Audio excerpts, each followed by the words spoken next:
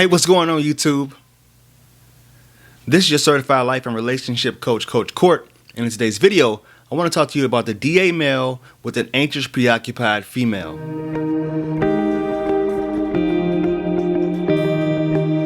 Thank you for sticking around. If this is your first time viewing me, do me a favor to subscribe to the channel by clicking that subscribe button and ringing that little bell so you're notified for the newest content. Before I get into the content, if you want my help personally, reach out to me on my website at www.fruitfulseeds.com and leave me an email no longer than 2 to 3 paragraphs long, no longer than 500 words, as it makes it really difficult to respond to long emails.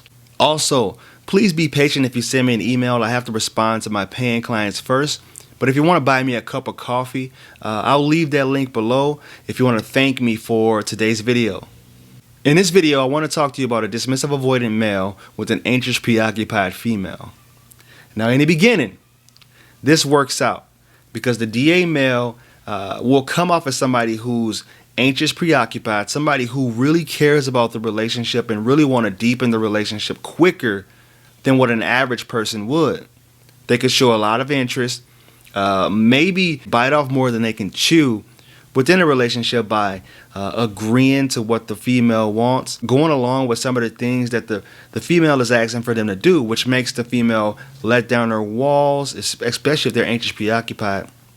They let down her walls and they have these expectations from the person later on down the line when the dismissive avoidant male finally starts to show his true colors. They start to take the mask off and starts to withdraw within their dismissive avoidant. That's when that avoidant side starts to get activated. Now, the dismissive avoidant male could be somebody that looks like the player, looks like the bad boy, somebody who doesn't care too much for the woman leaving his life because he has a bunch of different women in his life. He may have a job that he keeps himself very occupied with, and when a woman comes along, he may be very hyper-vigilant and relentless in the way that he's chasing after her. I like to think that the dismissive avoidant male looks a lot like an alpha male, somebody who has his stuff together, who's very dedicated to his job, who's very independent, and don't need anybody to make him happy. Here is where the problem lies, though. The dismissive avoidant, aka alpha male, has a hard time keeping long-term relationships because they begin to look a lot like somebody who's emotionally unavailable. They have a hard time being flexible and meeting the woman's needs when she is asking for them, which is being able to communicate properly and listen to them and make the changes that they need in order for the relationship to last long-term. The DA male doesn't have a problem picking up females. They may even do it pretty easily. The problem lies is when they fail to learn the skills that they need in order to keep that relationship lasting longer and making the woman feel as if they're special. I read a book called Men Are From Mars and Women Are From Venus a long time ago. It's by Gary Chapman. And in that book, he talks about how men go into their cave when they need to think about things, when they need to reflect and try to figure out what steps they want to take next, and actually do some self-reflection on whether or not they were wrong in certain arguments, certain cases where the women are maybe snapping at them. The secure male would know how to go into that cave and communicate that well with the female, saying, hey, listen, I want to answer your questions, I want to finish this conversation, and I want to get this thing resolved, but look, I need to go into my cave, I need to reflect on this. I will let you know when I want to re-engage and continue the conversation. But the DA male, they have a hard time doing that. They will just simply go into their cave and leave the other person scratching their head and actually triggering that anxious preoccupied female even more into their anxiousness. They leave them wondering exactly where they stand and when are we going to re-engage this conversation? Do I just leave it be? Do I reach out again? What is it that I need to do?